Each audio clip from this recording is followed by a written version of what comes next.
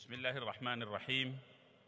الحمد لله رب العالمين، وأزكى صلوات الله وتسليماته على المبعوث رحمة للعالمين سيدنا وإمامنا ومعلمنا محمد وعلى آله وسائر رسل الله أجمعين.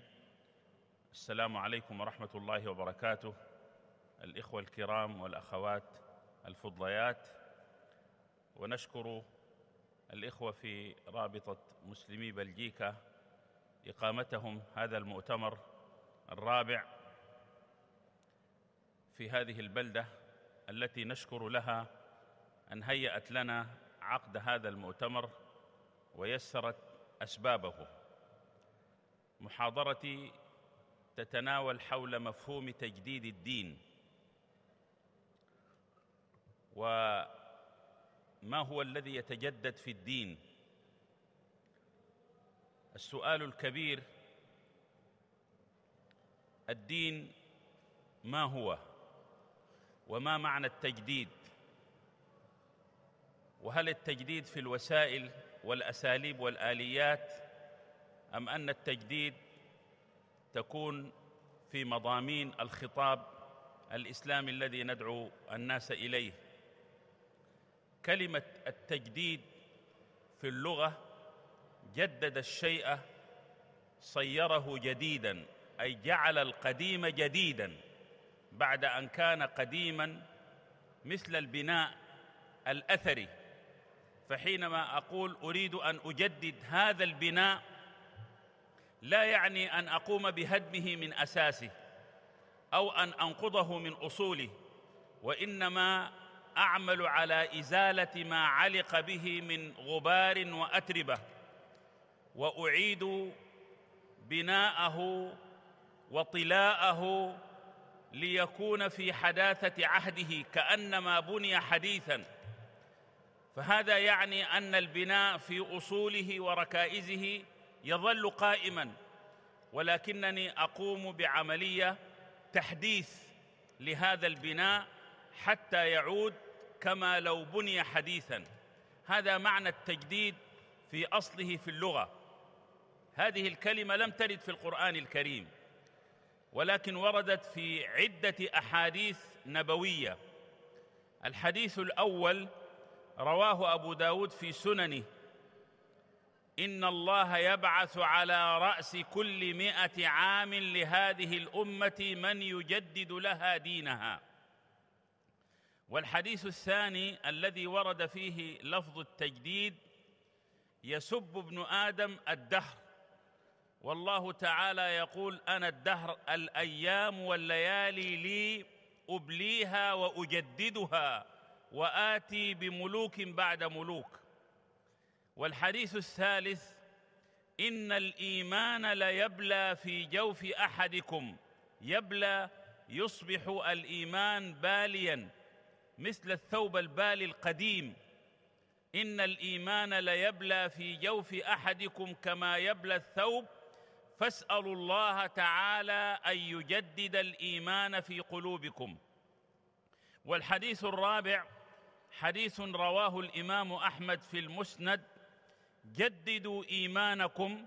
قالوا: كيف نجدد إيماننا؟ قال: أكثروا من قول لا إله إلا الله.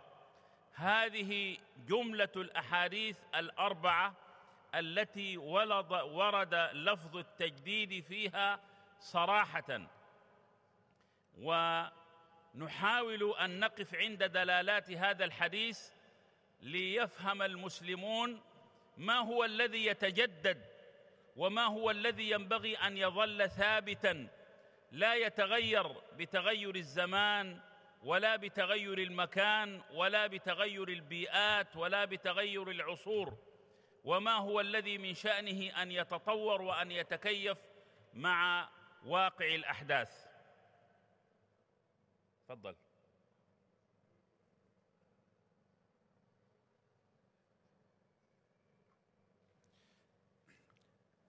Au nom de Dieu, le clément, le miséricordieux, que la paix et le salut soient sur notre prophète. Assalamu alaikum. Je voudrais remercier les organisateurs de cet événement, la Ligue des musulmans de Belgique, pour la 4e édition de cette foire musulmane. Ma conférence portera sur le renouveau en islam ou la réforme, mais il s'agit tout d'abord de comprendre ce que nous voulons dire par renouveau. En matière de religion, qu'est-ce qui peut être renouvelé? Est-ce qu'il s'agit des outils et des moyens mis en œuvre pour expliquer la religion ou bien sa compréhension? D'un point de vue linguistique, la réforme ou le renouveau consiste à donner un aspect nouveau aux choses. Dans l'exemple d'un bâtiment, on restaure le bâtiment, on le renouvelle, mais il ne s'agit guère de le détruire ou d'en détruire les fondements. Ainsi, le terme renouveau n'est pas présent n'a pas été cité dans le Coran, mais bien dans les paroles du prophète, que la paix et la bénédiction de Dieu soient sur lui. Il y a le hadith, la parole du prophète, dans laquelle il dit « Allah envoie tous les 100 ans une personne pour renouveler la religion ». Dans un autre hadith, le prophète, sallallahu alayhi wa sallam, nous dit « Le fils d'Adam insulte le temps, mais le temps est en ma possession. » Et c'est un hadith dans lequel Allah parle. Il dit « C'est moi qui renouvelle les jours l'un après l'autre ». Dans le troisième hadith, le prophète sallallahu alayhi wa sallam nous dit « La foi s'use dans le cœur de l'un d'entre vous, au même titre qu'un tissu vient à être usé. Ainsi, renouvelez sans cesse votre foi. » Et dans le quatrième hadith, le prophète sallallahu alayhi wa sallam nous dit « Renouvelez votre foi ». Les compagnons de demander comment doit-on faire au prophète d'Allah, et le prophète de dire en disant La ilaha illallah, il n'y a de Dieu qu'Allah, et en le répétant à de maintes reprises. Nous devons ainsi comprendre ce qui peut être renouvelé dans notre religion et, d'autre part, ce qui est immuable, ce qui n'est pas influencé par le temps, le contexte ou d'autres circonstances. نبدأ نعلق على الحديث الأول. إن الله يبعث على رأس كل 100 عام لهذه الأمة من يجدد لها دينها.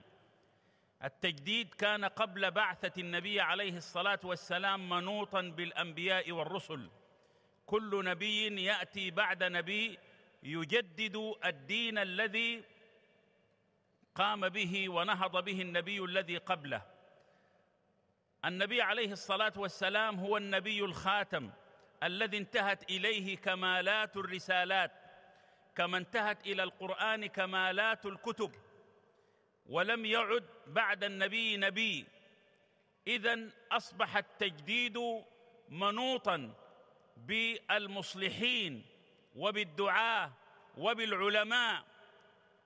هذه قضية أساسية، ولكن النبي عليه الصلاة والسلام قال من يجدد لها دينها، نسب الدين الذي يتجدد إلى الأمة ولم ينسبه إلى دين الله. فالدين له معنيان: المعنى الأول الدين بمعنى الوحي المتنزل والمجتمع في الأصلين القرآن الكريم والسنة النبوية. هذا لا يتجدد من حيث الألفاظ، فألفاظ القرآن كما نزلت من لدن المولى الكريم بواسطة جبريل عليه السلام إلى نبينا صلى الله عليه وسلم هي ذات الألفاظ التي يقرأ بها المسلمون القرآن في كل زمان وفي كل مكان، لا يتغير منه حرف ولا تتبدل منه كلمة.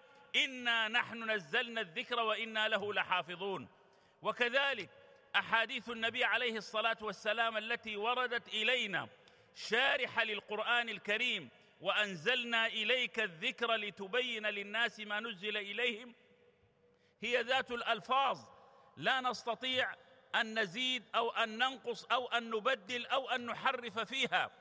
إذن فالدين بمعنى الوحي الإلهي الخالد المتمثل في القرآن وبيان القرآن، هذا نصوصه محفوظة ومحروسة إلى قيام الساعة لا يتبدل منه شيء. ولكن التجديد الذي ذكر في الحديث منسوب إلى دين الأمة، يجدد لها دينها. وهنا الدين بمعنى التدين، بمعنى كسب الأمة، فهم الأمة لهذا الدين الإلهي وتطبيق الأمة لهذا الدين. هذا هو الأمر الذي يقع فيه انحراف، إما أن ينحرف المسلمون في عالم التصورات أو ينحرفوا في عالم التصرفات، إما ينحرفوا في عالم المفاهيم أو في عالم الممارسات والسلوك. وهذا هو الميدان الذي يحتاج إلى تجديد في عالم المفاهيم، وتجديد في عالم الممارسات، تجديد في عالم التصورات، وتجديد في عالم التصرفات. تفضل. Revenons au premier hadith dans lequel le prophète sallallahu alayhi wa sallam nous dit: Allah suscite tous les 100 ans dans cette communauté une personne qui va renouveler la religion des gens. Avant le prophète sallallahu alayhi wa sallam, cette responsabilité incombait aux prophètes qui l'ont précédé. De prophète en prophète, il y avait un renouveau. Mais avec l'avènement du dernier prophète, l'ultime prophète Muhammad sallallahu alayhi wa sallam, la révélation a été complétée. Il n'y a pas de prophète après lui. Et ce renouveau de la religion, de siècle en siècle, incombe aux ulémas, aux savants, aux prédicateurs. Le prophète sallallahu alayhi wa sallam a bien dit: Allah suscite quelqu'un qui va renouveler la religion, la pratique de la religion des gens. C'est-à-dire qu'il y a deux significations au terme religion. La religion dans le sens de la révélation faite par Allah subhanahu wa ta'ala, et la religion dans le sens la pratique qu'en ont fait les gens. En ce qui concerne la révélation, le texte du Coran et de la Sunna, de la tradition prophétique, ce texte est immuable, il ne peut pas être altéré ou changé en fonction du lieu, du temps ou de l'époque. Allah a dit dans le Coran: c'est nous qui avons fait descendre la révélation et c'est nous qui la protégeons. Et il dit à son prophète: nous avons envoyé avec toi le rappel pour que tu explicites aux gens ce qui t'a été révélé. Ainsi, cette révélation est protégée jusqu'au jour de la résurrection. Et quant au renouveau, à la réforme dont le hadith parle, dont la parole du prophète sallallahu alayhi wa sallam parle, il s'agit d'un renouveau dans la pratique de la communauté, dans la compréhension que la communauté se fait du texte du Coran et de la tradition, car c'est bien là que les déviances apparaissent, qu'il s'agisse de la compréhension, de la théorie ou bien de la pratique religieuse, et c'est là le domaine qui nécessite un renouveau régulier. هنالك دعوة خطيرة تتردد هذه الأيام عند كثير من المسلمين في كثير من البقاع، وهي دعوة الاكتفاء بالقرآن وحده دون السنة، وأن القرآن جاء تبيانا لكل شيء، ما فرطنا في الكتاب من شيء، وأن السنة لم تكتب إلا بعد 100 الأولى بعد وفاة النبي عليه الصلاة والسلام، وأن النبي عليه الصلاة والسلام منع كتابة غير القرآن الكريم. هنالك دعوة خطيرة تحت مسمى التجديد بإلغاء السنة النبوية، وأنه لم يعد يحتاج إليها المسلمون اكتفاء بالقرآن الكريم. وهذه الدعوة ينبغي أن نستشعر خطورتها وبطلانها، لأنها تناقض نص القرآن الكريم الذي يقول: وما آتاكم الرسول فخذوه وما نهاكم عنه فانتهوا. والأمر الثاني أن الانتفاع بالقرآن نفسه لا يمكن أن يتأتى إلا من خلال هذه السنة النبوية على صاحبها أفضل الصلاة وأتم التسليم. فالله تعالى لم يذكر لنا في القرآن كيف نصلي الظهر 4 أو المغرب 3 أو العشاء 4 أو الفجر 2، لم يبين لنا هذا، لم يفصل لنا أنصبة ومقادير الزكاة، لم يفصل لنا الشعائر من أركان ومن واجبات ومن مستحبات ومن مبطلات تتعلق بالحج وتتعلق بالصوم. كيف يتأتى لنا أن نعبد الله في هذه الأركان المعروفة بأركان الإسلام؟ في الصلاة قال النبي عليه الصلاة والسلام: صلوا كما رأيتموني أصلي. وفي الحج قال: خذوا عني مناسككم. ونحن نجد أن الله تعالى يربط رباطا محكما بين اتباعه واتباع نبيه صلى الله عليه وسلم، بين طاعته وطاعة نبيه صلى الله عليه وسلم. من يطع الرسول فقد أطاع الله. قل إن كنتم تحبون الله فاتبعوني يحببكم الله. قرن رضوانه برضوانه، والله ورسوله أحق أن يرضوه. قرن بيعته ببيعته، إن الذين يبايعونك إنما يبايعون الله. قرن استجابته باستجابته، يا أيها الذين آمنوا استجيبوا لله وللرسول إذا دعاكم لما يحييكم واعلموا أن الله يحول بين المرء وقلبه وأنه إليه تحشرون. هذا الاقتران في الطاعة، في البيعة، في الرضا، في المحبة، في الأوامر، في النواهي، دليل على أن الذي يزعم الاكتفاء بالقرآن وحده دون الأخذ بالسنة فإنه يناقض صريح القرآن، لأن القرآن جاء بآيات مجملة فصلتها السنة. والقرآن الكريم قال لنبيه صلى الله عليه وسلم: وأنزلنا إليك الذكر لتبين للناس ما نزل إليهم.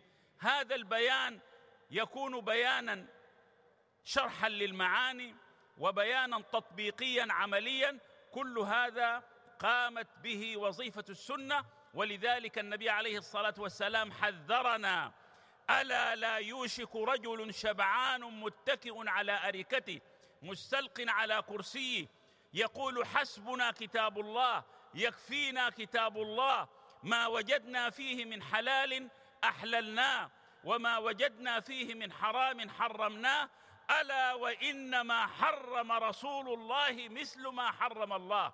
ولذلك لا يمكن لأحد أن يدعي الاكتفاء بالقرآن الكريم دون الرجوع إلى السنة النبوية المطهرة. ونحن نعلم تاريخيا أن الخوارج أنكروا على عمر بن عبد العزيز رضي الله عنه خامس الخلفاء الراشدين أنه كان يقول بأن المرأة الحائض تقضي الصوم ولا تقضي الصلاة، فقالوا له: لا نجد ذلك في كتاب الله. قال لهم: وأنتم لا تقولون إلا بما في كتاب الله؟ قالوا: نعم. قال: أخبروني عن عدد الصلوات، عن ركعاتها، عن أركانها، عن مواقيتها، أخبروني عما تجب فيه الزكاة، عن نصبها، عن مقاديرها. فقالوا: أمهلنا. فأمهلهم 3 أيام. قال: هل وجدتم في كتاب الله شيء من شيء؟ قالوا: لا. قال: كيف فعلتم؟ قالوا: فعلنا بفعل النبي عليه الصلاة والسلام. قال: كذلك أمر قضاء الصوم بالنسبة للحائض أمر به النبي عليه الصلاة والسلام، وفعله نساؤه ونساء المسلمين من بعده.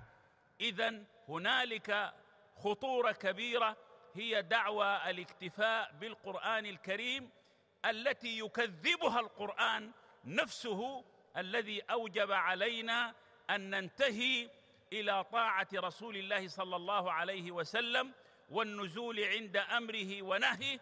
كيف لا وقد قال عليه الصلاة والسلام عن القرآن والسنة: وإنهما لن يتفرقا حتى يردا علي الحوض. أي يظل القرآن والسنة متلازمين يعضد أحدهما الآخر حتى يردا علي الحوض. وقال: تركت فيكم ما إن تمسكتم بهما لن تضلوا أبدا، كتاب الله وسنتي. فهذا معنى ينبغي أن يكون حاضرا. هذا ليس بتجديد، إنما هو تبديد، إنما هو تحريف، إنما هو ضلال عن مقاصد القرآن الكبرى. لأن النبي عليه الصلاة والسلام بسنته القولية وسنته العملية وسنته التقريرية وسيرته العامة والخاصة إنما هي تفسير لهذا القرآن الكريم وشرح لهذا القرآن الكريم. ولذلك قالت عائشة: كان خلقه القرآن يرضى برضاه ويسخط بسخطه. أي ما من معنى دعا إليه القرآن من مكارم الأخلاق وفضائل الأعمال إلا وجسده نبينا صلى الله عليه وسلم. ولذلك هذا ليس من التجديد في شيء، وإنما هو تحريف وتبديد.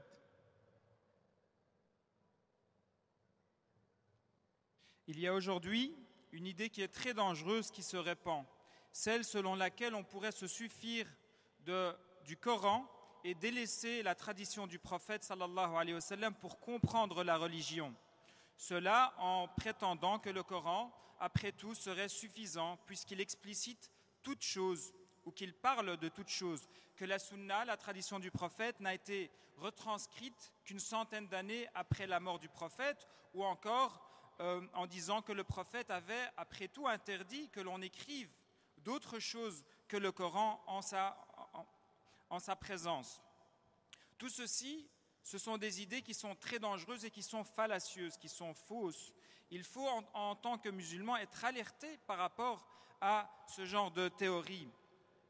Parce que Allah subhanahu wa ta'ala, dans le Coran, nous dit « Ce que le prophète vous apporte, eh bien, prenez-le.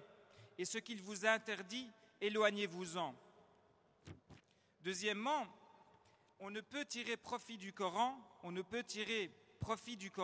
qu'en se basant sur la tradition du prophète sallallahu alayhi wa sallam, parce qu'il n'y a pas dans le Coran de détails quant à l'accomplissement de piliers tels que la prière, avec le dénombrement des nombres d'unités de prière. Il n'y a pas de détails en ce qui concerne la manière dont on doit s'acquitter de l'aumône, dont on doit accomplir le pèlerinage, dont on doit accomplir le jeûne du mois de Ramadan. Ainsi, comment pourrait-on adorer Allah convenablement, accomplir les piliers de l'islam si l'on ne se base pas sur la tradition du prophète? Justement, parce que le prophète sallallahu alayhi wa sallam nous dit « Priez comme vous m'avez vu prier ». Et en parlant du pèlerinage, il nous dit « Prenez les obligations du pèlerinage en m'imitant ». C'est donc les enseignements du prophète qui nous permettent de comprendre la religion. Allah subhanahu wa ta'ala a créé un lien fort et immuable entre l'amour d'Allah et de son prophète, entre l'obéissance à Allah et l'obéissance à son prophète, dans les obligations, dans les interdits qu'il nous dicte. Allah dit dans le Coran, dit si vous m'aimez, dit si vous aimez Allah, suivez-moi et Allah vous aimera. Et dans bien d'autres versets, il montre l'obligation de suivre le prophète. Ainsi, ceux qui défendent une telle théorie vont à l'encontre des enseignements du prophète, des enseignements du Coran, de la révélation du livre d'Allah, dans lesquels les signes sont des signes généraux qui doivent être explicités, ils doivent être détaillés par la tradition du prophète. Comme le dit Allah subhanahu wa ta'ala, et nous avons fait descendre sur toi le rappel afin que tu explicites pour les gens ce qui leur a été révélé. Le prophète sallallahu alayhi wa sallam nous a aussi mis en garde contre cette attitude en expliquant il viendra un temps où une personne se couchera sur un fauteuil en disant il nous suffit de nous attacher au Coran et parce que tout y est explicité et nous n'avons pas besoin de la tradition de son prophète. Et le prophète sallallahu alayhi wa sallam de nous mettre en garde d'une manière déterminée en disant tout ce que j'ai interdit a le même statut que ce que Allah lui-même a interdit. Ainsi, il faut s'attacher à la tradition du prophète pour pouvoir comprendre le livre d'Allah. Ce fut aussi la position de certains kharijites qui s'étaient opposés à Omar ibn Abdel Aziz, qui est le 5e des califes bien guidés, lorsqu'il avait institué ou rappelé que la femme qui ne peut pas jeûner à cause de ses menstruations doit rattraper son jeûne, même si elle ne rattrape pas sa prière. Ces kharijites ont interpellé Omar ibn Abdel Aziz en lui disant « Où trouves-tu cela dans le livre d'Allah ?» Et lui de leur expliquer, de leur poser la question en leur disant « Trouvez-vous l'explication du nombre de prières dans le livre d'Allah ?» Ou bien de la manière de s'acquitter de la zakat. Il leur a donné 3 jours pour rechercher la réponse à ces questions et face à leur interrogation, il leur dit « Vous voyez, vous devez vous baser sur la pratique du prophète sallallahu alayhi wa sallam et c'est ce que j'ai fait en rappelant cette règle qui concerne les femmes. » Le prophète sallallahu alayhi wa sallam nous dit aussi dans un hadith que le Coran et sa tradition sont liés jusqu'à la fin des temps. et d'autres hadiths qui appuient cette signification. Il ne s'agit donc pas d'un renouveau ou d'une réforme que de délaisser la tradition du prophète. Il s'agit par contre d'un égarement évident quant à la guidance à laquelle nous appelle le Coran. La tradition du prophète, au travers des paroles, des faits et des gestes de notre prophète, explique le Coran et il faut s'y attacher. Comme nous dit Aïcha, tout son comportement était conforme à la parole d'Allah subhanahu wa ta'ala. أما أن السنة النبوية لم تكتب في عهد النبي عليه الصلاة والسلام وأنه نهى عنها، النبي عليه الصلاة والسلام كان نهيه عن كتابة غير القرآن في أول عهد نزول القرآن حتى تتشرب الصحابة تتشرب نفوسهم ويتذوقون حلاوة القرآن، وأن لا يختلط شيء بالقرآن في قلوبهم ولا في صحائفهم التي يكتبون فيها. فلما نزل القرآن وتشربت قلوبهم به وعرفوا خصائصه وأسلوبه أذن لهم بكتابة السنة النبوية. والدليل على ذلك أن عبد الله بن عمرو بن العاص كانت له صحيفة تسمى الصادقة، كان يكتب فيها الحديث عن النبي عليه الصلاة والسلام في حياته. وقالت له قريش: إن رسول الله بشر يتكلم في الرضا وفي الغضب فلا تكتب. قال: والذي نفس محمد بيده اكتب، والذي نفس محمد بيده ما خرج من هذا وأشار إلى فيه إلا حق. فهذا دليل على أن قدرا من السنة كتب في حياته. وجابر بن عبد الله أحد رواة الأحاديث النبوية الستة في المدينة كانت له صحيفة يكتب فيها الأحاديث النبوية. وكذلك النبي عليه الصلاة والسلام كتب لرجل يسمى أبو شاه من أهل اليمن، وكانت كتب النبي عليه الصلاة والسلام إلى الملوك، إلى هرقل عظيم الروم، إلى المقوقس عظيم القبط، إلى كسرى عظيم الفرس، إلى النجاشي ملك الحبشة، كتب إليهم رسائل يدعوهم إلى الإسلام. وهنالك من استوعب بحفظه ما جاء عن النبي عليه الصلاة والسلام كراوية الإسلام أبي هريرة، وقال: يا رسول الله إني أسمع حديثا كثيرا منك أنساه فادع لي. قال: ابسط رداءك. ثم دعا فيه قال: ضمه. قال: فضممته فما نسيت شيئا بعده. إذن هنالك جملة من الأحاديث النبوية كتبت في عصره عليه الصلاة والسلام، وأن الأمر انتهى بالإباحة، وأن النهي كان في أول أمر الإسلام. ثم هنالك أمر آخر حفظت به هذه السنة، وهو التطبيق العملي. أن الصحابة صلوا بصلاة رسول الله صلى الله عليه وسلم، وصاموا بصيامه، وزكوا بزكاته، وحجوا بحجه.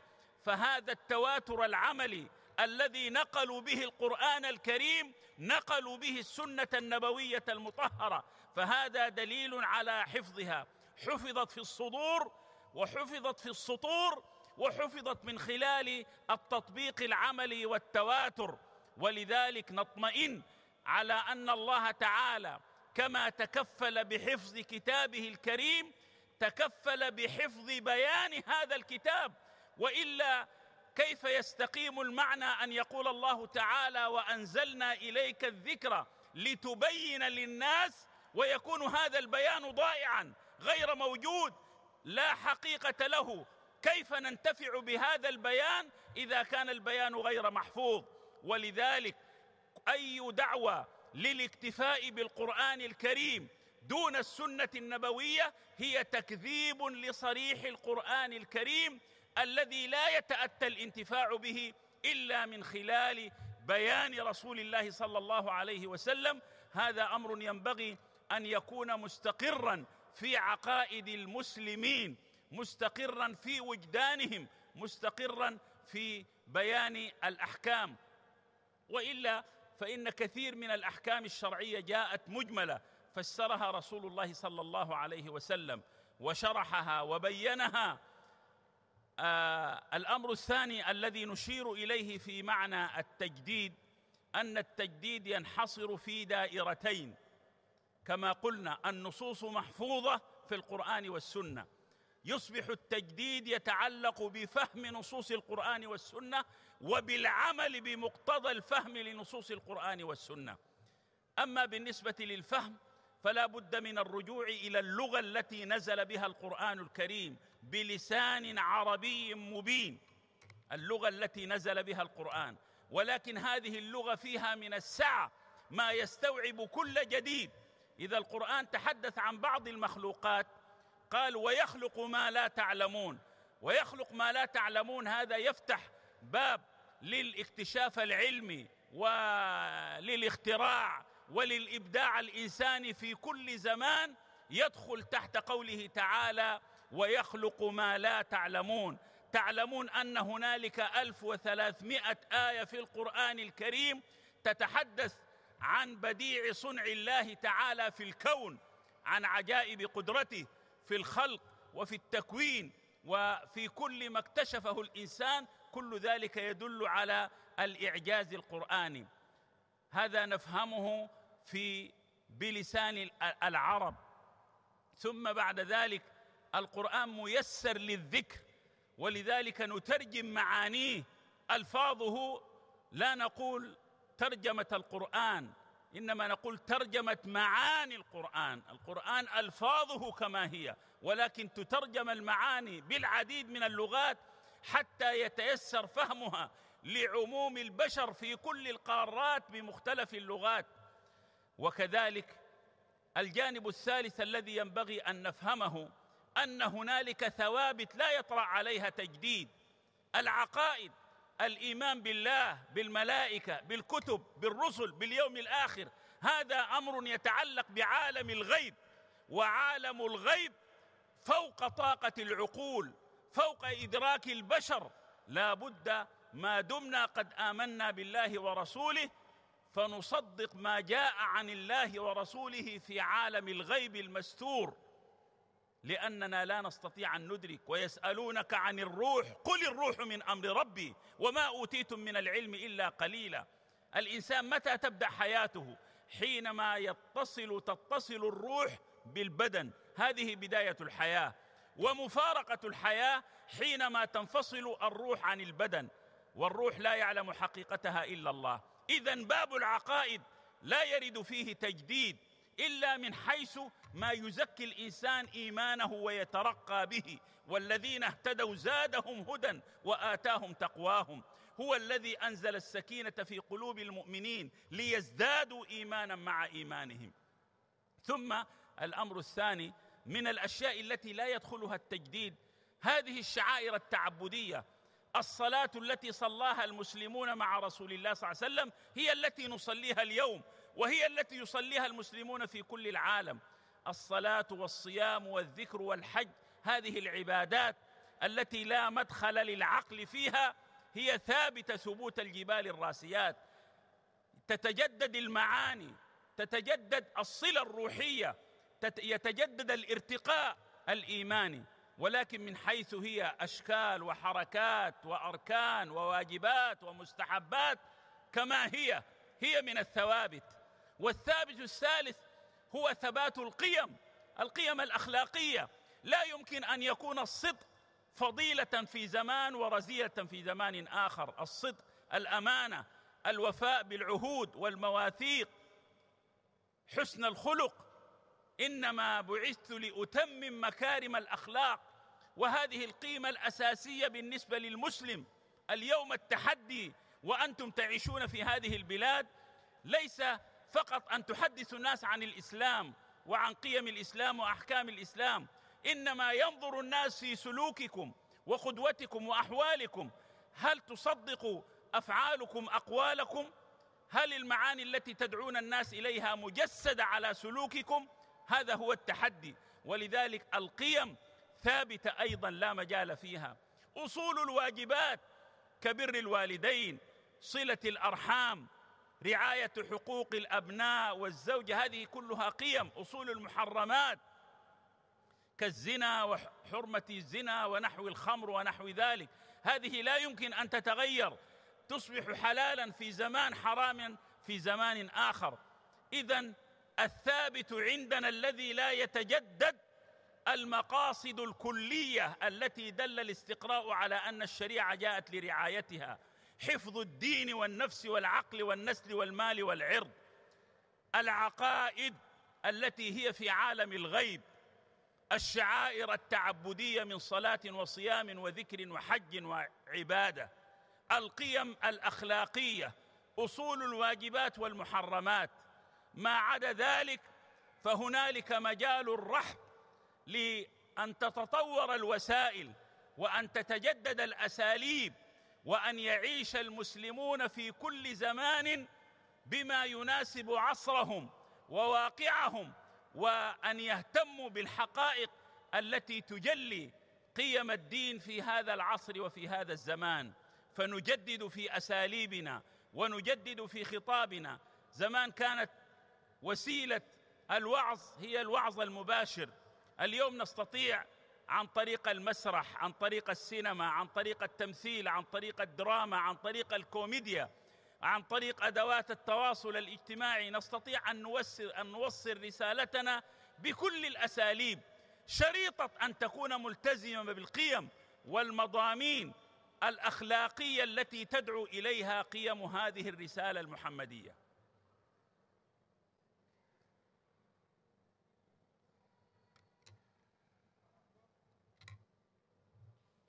Par rapport à cette idée qui se répand et qui dit que l'écriture de la tradition du prophète était interdite en son époque, il faut comprendre que cette interdiction avait été décrétée au début de la révélation du Coran, parce que le prophète sallallahu alayhi wa sallam voulait attendre que les compagnons puissent gagner en maturité, qu'ils comprennent la parole d'Allah, afin de ne pas prendre le risque que cette parole d'Allah qui était révélée et qui était écrite ne soit mélangée avec les paroles d'autres paroles. Par la suite, une fois que cette base de la révélation coranique a été protégée, eh bien, il y a eu une permission de la part du prophète de retranscrire ces paroles, les traditions prophétiques. Et ce fut le cas pour bon nombre de compagnons, comme Ibn al-As, qui avait un manuscrit qu'on appelait As-Sadiqa, donc la véridique, qui comportait beaucoup de traditions du prophète sallallahu alayhi wa sallam. Et lorsque Quraysh l'avait interpellé à ce sujet en lui disant « Mohammed est un homme parmi tant d'autres, pourquoi est-ce que tu écris tout ce qui sort de sa bouche ?» Le prophète sallallahu alayhi wa sallam lui a dit « Écris, parce que tout ce qui sort de ma bouche n'est que vérité. » Ce fut aussi le cas d'autres compagnons comme Jabir ibn Abdillah, qui avait un manuscrit où il retranscrivait les paroles du prophète, un autre comme Abu Shah du Yémen, et le prophète sallallahu alayhi wa sallam s'était adressé par écrit à des rois de l'époque comme Héracle, comme le gouverneur d'Égypte, comme le roi de Perse et le Négus, etc.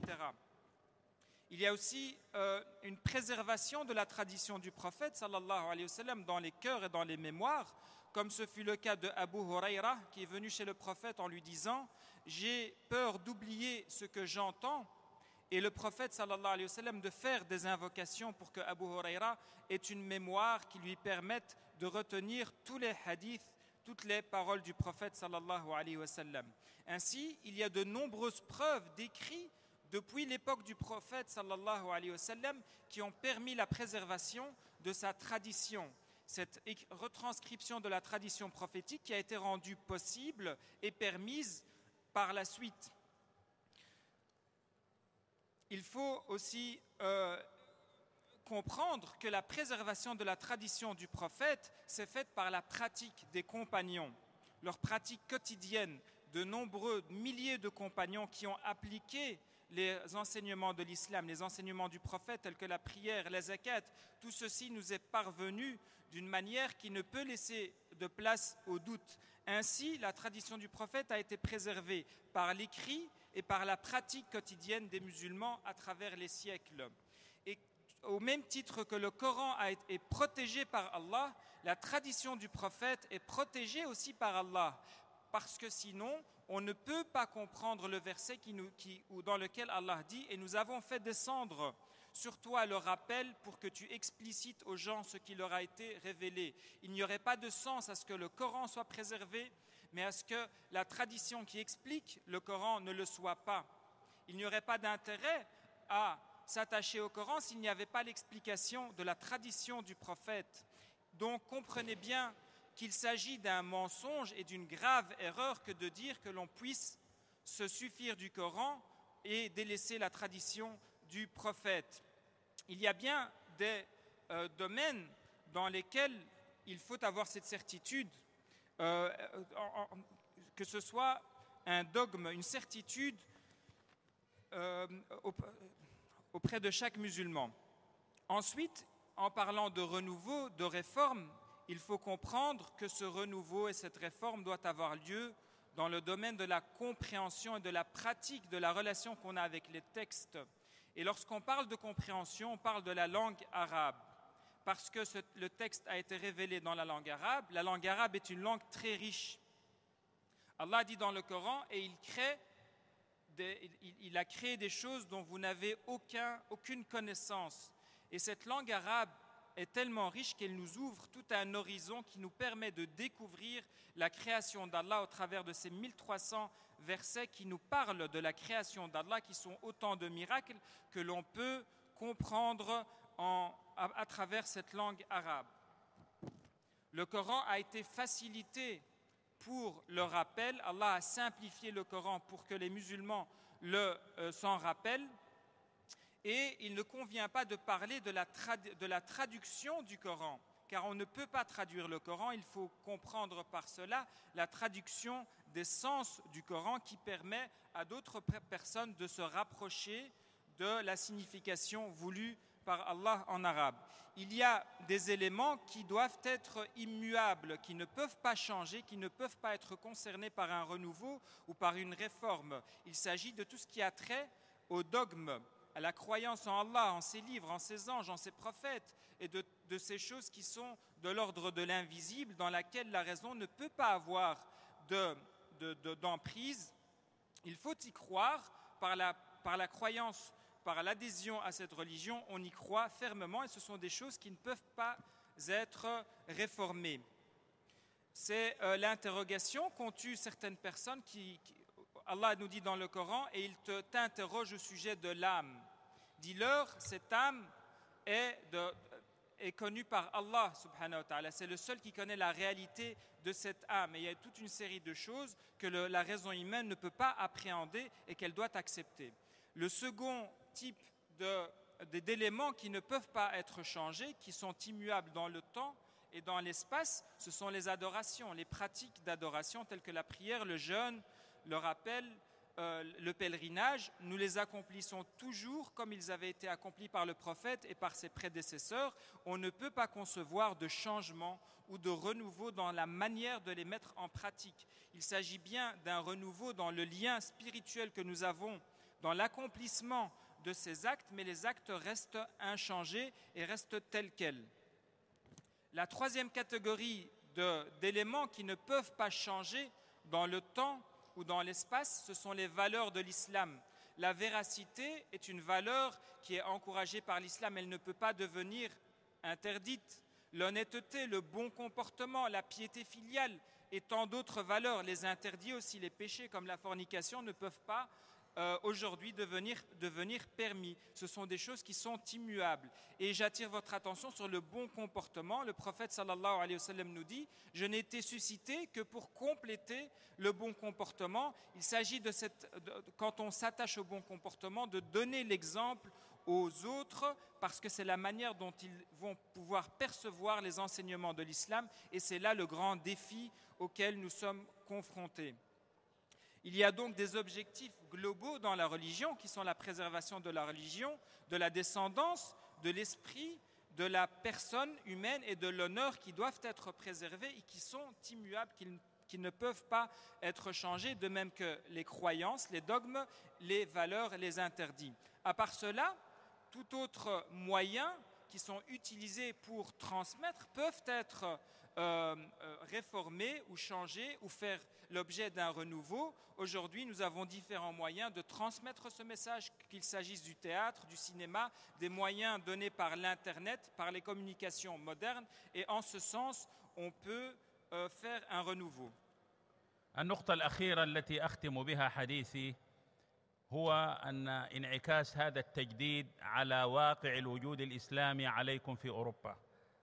أولاً، أن تحرصوا على تحقيق الموازنة بين انتمائكم لدينكم وأمتكم وبين انتمائكم لأوطانكم التي تعيشون فيها. لا تعارض بين الأمرين، فأنت مسلم ديناً وأنت بلجيكي مواطناً. الانتماء إلى الدين له حقوق وعليه واجبات، والمواطنة لها استحقاقات من الحقوق والواجبات. تؤدي واجب الانتماء إلى هذا الدين من حيث ترقي الإيمان في نفسك، من حيث الالتزام بالقيم الأخلاقية، من حيث الالتزام بالشعائر التعبدية، من حيث الالتزام بالفرائض الركنية، من حيث الالتزام بأصول الواجبات والمحرمات، أن تكون عنوانا لهذا الدين تجسده قدوة تسعى بين الناس على مستوى الفرد، على مستوى أسرتك، على مستوى المركز الإسلامي، على مستوى الوجود الذي تعيش فيه.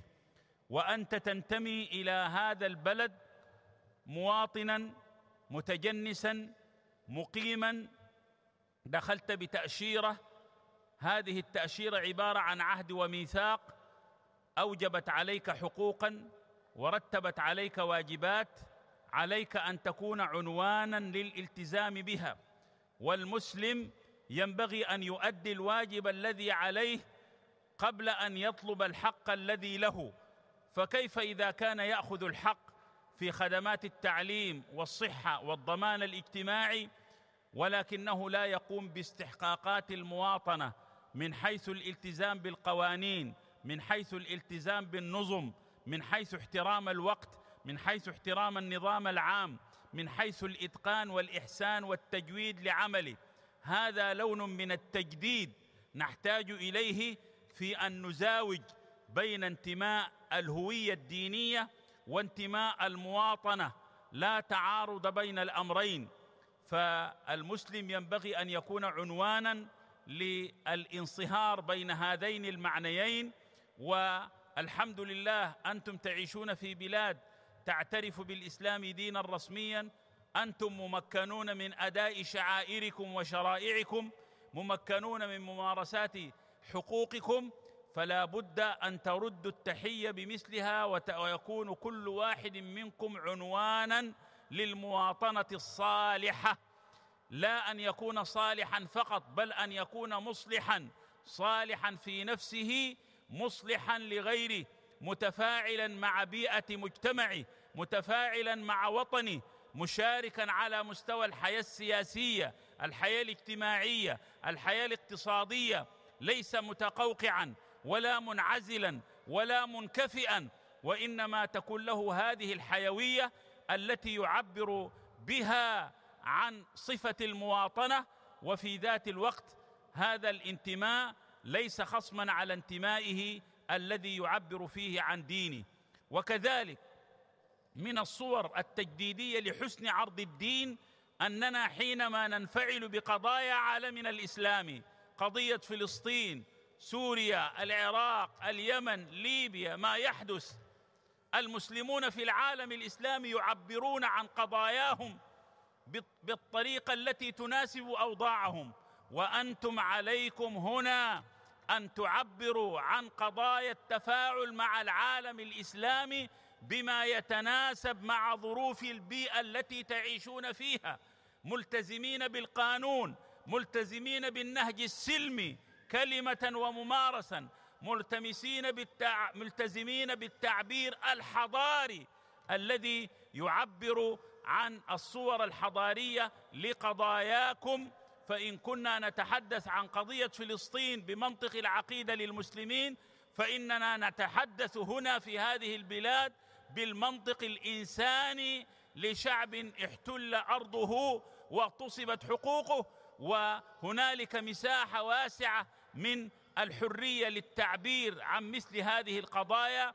فهذا أيضا لون من ألوان التجديد الذي ينبغي أن نعاصره في هذه البيئة. وثالثا، هنالك مشكلات فقهية أسرية اجتماعية اقتصادية نشأت جراء وجود الأقلية في هذه البلاد. لهذا نشأت مرجعيات دينية مثل المجلس الأوروبي للإفتاء والبحوث لكي يناقش أوضاعكم ولكي يقدم الأجوبة التي تتناسب مع البيئة. فمن التجديد أن نقر بأن الفتوى تتغير بتغير الزمان والمكان والعرف والحال، لا أن نعمل على استيراد الأجوبة أو الفتاوى المعلبة عابرة القارات التي إن صلحت في بيئاتنا في العالم الإسلامي ليس بالضرورة أن تكون مجيبة لمشكلات المسلمين هنا أو حلاً لقضاياهم، فترجع إلى هذه المرجعيات التي تستوعب فهم الواقع وقضايا الواقع ومشكلات الواقع، وتقدم لكم أجوبة تتناسب مع ظروفكم. فهذا أيضاً لون من ألوان التجديد. ورابعاً، عليكم أن تستفيدوا من التقنية العلمية والوعي الحضاري والمعارف التي توصلت إليها البشرية لتحسنوا عرض الإسلام بطريقة لا يكتفي فيها المسلم بقوة المضمون وإنما بجاذبية الأسلوب. نحن في زمان التنافس محتدم في القنوات الفضائية وفي وسائل الإعلام، والناس اليوم ليسوا على دين ملوكهم وإنما على دين إعلامهم، الإعلام الذي يؤثر على كل هذه الحواس. ينبغي كذلك أن نطور وأن نجدد من أدواتنا المعرفية لإيصال الإسلام بطريقة جذابة ومشوقة ومجيبة على الأسئلة الحرجة والقلقة في نفوس الآخرين. وأيضاً من وسائل التجديد التي نحتاج إليها في خطابنا الدعوي أن تغلب خطاب التبشير على خطاب التنفير، خطاب البشارة على النذارة، التيسير على التعسير، تسوق الناس بلغة الحب، محبة إرادة الخير للناس. فأنتم تعايشون قوماً جمعتكم معهم الأخوة الإنسانية والأخوة الوطنية، فقدموا من قدوتكم وإحسانكم ما يكون جاذباً لهم للدخول في الإسلام. الأمر الخامس من ما نحرص عليه أيضاً لتجديد خطابنا الدعوي أن تكون مؤسساتنا الإسلامية نموذجاً للقيم الجمالية. ليست القيم الجمالية في المخبر وحده، وإنما المخبر والمظهر، الجوهر والمضمون وكذلك الشكل. والقرآن اعتنى بالقيم الجمالية أيما اعتناء في كل هذه الميادين. فالمسلم يكون جميلاً في تعبيره، جميلاً في لباسه، جميلاً في تعامله، جميلاً في معاملاته. رحم الله امرأ سمحاً إذا باع، سمحاً إذا اشترى، سمحاً إذا اقتضى. تعيش هذه المعاني وتجسدوها واقعاً حياً يسعى بين الناس، وأن تسهموا في معالجات أوضاع البيئة الاجتماعية، البيئة الأسرية. لديكم الكثير الذي تقدمونه لغيركم في المجتمعات، فلا تعيشوا على هامش الحياة، ولكن تفاعلوا مع هذا المجتمع تفاعلاً إيجابياً، وجددوا من الوسائل ما يواكب العصر، ليكون تجديدنا الذي ننشده يقوم على كلمتين: ارتباط بالأصل واتصال بالعصر. نرتبط بأصلنا قرآناً وسنة وقيماً وعقائد وشعائر وشرائع، ونرتبط بعصرنا نعيش بوسائله وبقيمه وبوعيه الحضاري حتى يكون المسلم عنواناً للشهادة على الناس. والسلام عليكم ورحمة الله وبركاته.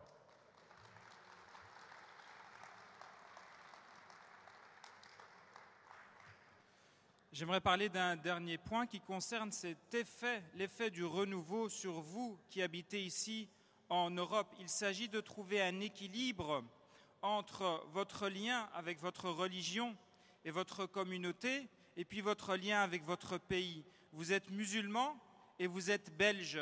C'est-à-dire que vous avez une responsabilité, vous avez des responsabilités et des devoirs envers votre islam, et vous avez aussi des responsabilités et des devoirs envers votre pays, qui est la Belgique. En tant que musulman, vous êtes attaché à votre croyance. Il y a des interdits, des obligations, et cet attachement doit être apparent, qu'il s'agisse de la personne, de la famille, bien au niveau des centres ici. Mais il faut aussi être conscient de votre appartenance à la Belgique. Si vous êtes entré sur ce territoire parce que vous avez reçu un visa, eh bien vous avez des droits et des obligations par rapport à ce pays d'accueil. En tant que musulman, vous devez respecter les droits de votre religion, mais vous devez aussi vous avez aussi des droits, mais aussi des devoirs envers le pays dans lequel vous vivez. Il ne peut pas s'agir de demander des droits et ne pas respecter les règles de ce pays. Il s'agit d'un des aspects de ce renouveau que nous devons envisager, cet équilibre entre l'appartenance religieuse et l'appartenance à un pays comme la Belgique. Le musulman se doit d'être exemplaire. Vous êtes fort heureusement dans un pays qui reconnaît l'islam comme religion. Et vous devez être un bon citoyen. Un citoyen qui soit un exemple, un citoyen qui soit dynamique, qui ne soit pas renfermé, un citoyen qui soit lié aux autres. Il faut qu'il y ait une interaction avec l'environnement qui vous entoure. Il n'y a pas de contradiction entre la citoyenneté et l'attachement à sa religion et à sa communauté. Lorsque, par exemple, vous parlez d'affaires qui concernent les musulmans de par le monde, comme l'affaire palestinienne, le problème en Syrie, en Libye ou tout autre problème, eh bien, il faut s'exprimer de la meilleure manière et utiliser toujours les moyens les plus adéquats par rapport aux circonstances et au contexte dans lequel nous vivons. Toujours respecter les lois et s'exprimer de manière pacifique, parler de l'aspect humanitaire que l'on doit avoir à l'esprit lorsqu'on défend un peuple comme le peuple palestinien qui subit les injustices et qui souffre. Il y a tout un champ de liberté d'expression qui doit nous permettre de trouver les moyens de nous exprimer en étant en adéquation avec notre religion et les règles de ce pays. Troisièmement, il y a toute une série de questions aujourd'hui qui sont suscitées, qu'il s'agisse de questions d'ordre jurisprudentiel, des questions qui doivent revenir à des entités qui sont officielles, comme le comité de réponse et de fatwa européen. Il faut arrêter d'importer des fatwas venant de l'étranger, car il faut savoir que la fatwa peut changer en fonction du lieu et des circonstances et du temps. Il faut donc des spécialistes qui sont au courant de la réalité des musulmans dans ce pays, qui puissent répondre et trouver des réponses adéquates aux questionnements des musulmans de ce pays. Quatrièmement, je vous appelle à utiliser toutes les avancées technologiques, tout le savoir, toutes les découvertes qui sont à notre disposition aujourd'hui pour présenter l'islam de la meilleure manière. Les médias aujourd'hui jouent un rôle très important, ils sont omniprésents et nous devons aussi, dans ce domaine, retrouver un renouveau, développer de nouvelles manières de transmettre l'islam de la meilleure manière. Comment répondre aux gens et transmettre l'islam de la manière la plus facile. Un autre point qui est très important, je vous demande de rendre les choses faciles, de vous éloigner de tout ce qui repousse les gens de cette religion, de donner la bonne nouvelle aux gens, afin que les gens viennent vers cette religion et se renseignent. Il faut que les organisations et les associations de ce pays soient exemplaires, non seulement sur le fond, au travers des dogmes, des valeurs auxquelles elles sont attachées, mais aussi au travers de la forme, car le Coran nous appelle à une certaine beauté de la forme qui est très importante aussi parce que les gens nous voient et nous devons nous parer du meilleur comportement dans notre relation, dans la manière dont nous allons nous exprimer, dont nous allons transmettre notre religion afin d'améliorer les liens avec les autres. Le musulman est attaché à son origine, à ses fondements religieux, d'appartenance religieuse, mais il est aussi attaché à son époque. Il est attaché au Coran, à la Sunna, aux valeurs, à ses interdits, à ses obligations, mais il est aussi attaché à son époque et à sa modernité, ce qui ne doit pas être perçu comme une contradiction. Et je vous remercie.